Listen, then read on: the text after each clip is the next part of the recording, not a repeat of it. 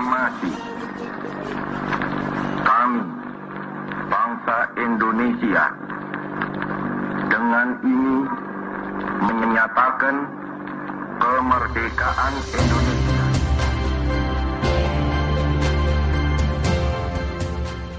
Masa yang dinanti selama ratusan tahun itu akhirnya datang juga. 17 Agustus 1945, Indonesia menyatakan dirinya merdeka sebagai sebuah negara yang berdaulat.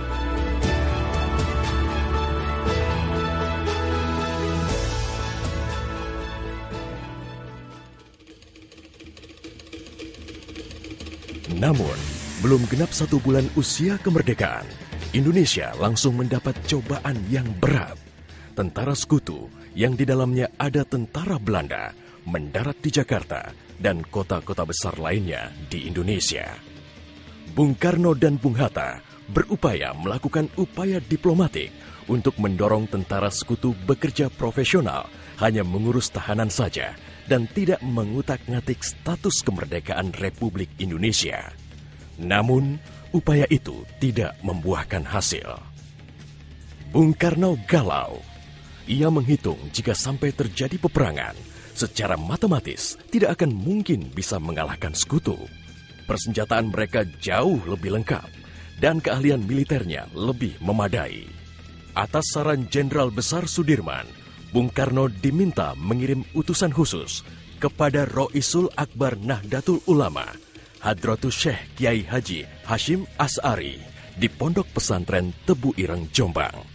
Tujuannya meminta fatwa Kiai Hashim tentang hukumnya berjihad membela negara yang notabene bukan negara Islam seperti Indonesia.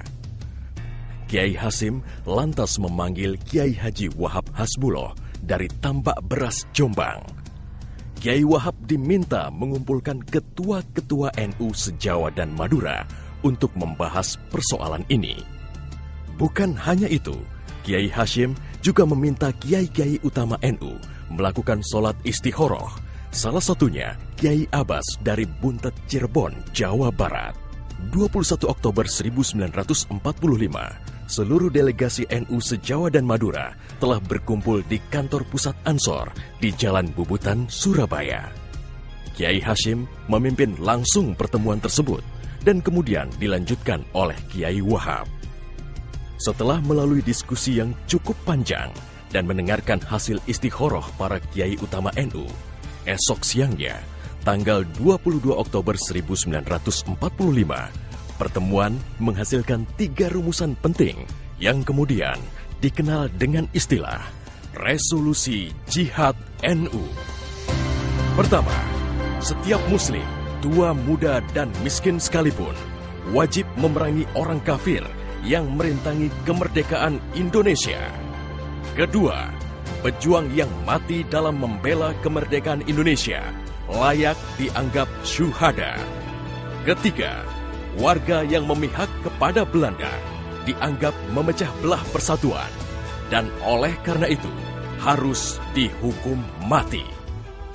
Dokumen resolusi jihad ditulis dalam huruf Arab Jawa atau pegon, ditandatangani Kiai Haji Hashim Asy'ari, disebarluaskan ke jaringan pesantren, tak terkecuali kepada komandan-komandan Laskar Hizbullah dan Sabilillah di seluruh penjuru Jawa dan Madura.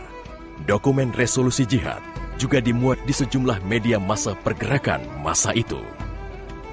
Hanya berselang 3 hari pasca resolusi jihad dicetuskan, 6.000 tentara sekutu mendarat di Pelabuhan Tanjung Perak, Surabaya dengan persenjataan lengkap. Mendengar kedatangan pasukan penjajah, ribuan santri dan kiai dari penjuru Jawa Timur bergerak menuju Surabaya. Situasi pun terus memanas dan cenderung tak terkendali. Resolusi Jihad NU telah memompa semangat perlawanan rakyat dan memicu terjadinya pertempuran hebat selama 3 hari di Surabaya, tanggal 27, 28, dan 29 Oktober 1945. Tentara Inggris kewalahan menghadapi perlawanan rakyat Jawa Timur. Mereka lantas mendatangkan Bung Karno ke Surabaya untuk diajak berunding melakukan gencatan senjata. Pagi hari tanggal 30 Oktober, gencatan senjata ditandatangani pemerintah Indonesia dan Inggris. Namun, sore harinya terjadi insiden di Jembatan Merah yang menewaskan orang nomor 1 tentara Inggris di Surabaya, Jenderal Malabi. Gencatan senjata pun langsung berakhir. Pengganti Malabi, Jenderal Robert Munser, mengultimatum Laskar Pejuang dan tentara Indonesia agar menyerahkan senjata kepada Inggris paling lambat 10 November 1945. Jika tidak, Inggris mengancam akan membumi hanguskan Surabaya. Mendengar ancaman itu, para komandan Laskar Hizbullah, Sabilillah, Mujahidin, TKR, dan para santri marah besar. Seorang pemuda bernama Sutomo atau yang dikenal dengan Bung Tomo sowan kepada Kiai Hashim. Ia meminta izin kepada Kiai Hashim untuk menyiarkan dan menyebarluaskan resolusi jihad melalui radio. Bismillahirrahmanirrahim. Merdeka!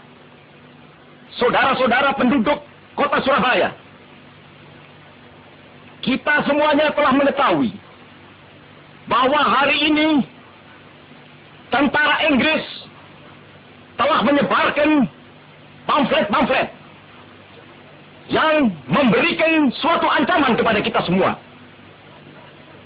Kita diwajibkan untuk dalam waktu yang mereka tentukan menyerahkan senjata-senjata yang telah kita rebut dari tangannya tentara Jepang. Tetapi inilah jawaban kita. Selama banteng-banteng Indonesia masih mempunyai darah merah yang dapat membuat setarik kain putih, merah dan putih, maka selama itu tidak akan kita mau menyerah kepada siapapun juga. Allahu Akbar, Allahu Akbar, Allahu Akbar. Merdeka! Pertempuran 10 November membuat malu tentara Inggris. Target mereka menguasai Surabaya dalam waktu 3 hari tak terbukti. Bahkan di hari yang kedua, Inggris kehilangan Jenderal Robert Munser. Artinya, dalam 1 bulan menghadapi arek-arek Surabaya, mereka sudah kehilangan 2 jenderal terbaiknya. Perang Surabaya berlangsung selama 3 minggu. Takbir dan pekik merdeka menggema selama pertempuran berlangsung.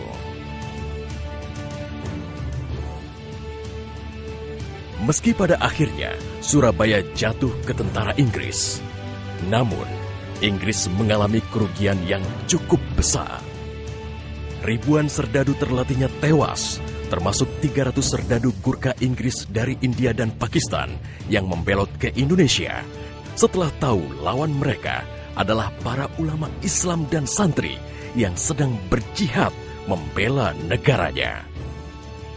Korban di pihak Indonesia sendiri, 60.000 tentara, laskar, para santri, sukarelawan, dan rakyat Surabaya gugur sebagai syuhada.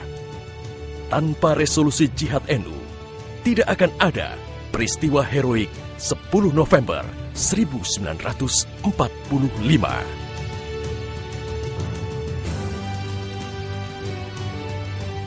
Artinya silahkan, mari kita berperang. Mati syahid.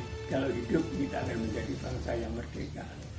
Tekad itulah yang ditanamkan oleh resolusi jihad.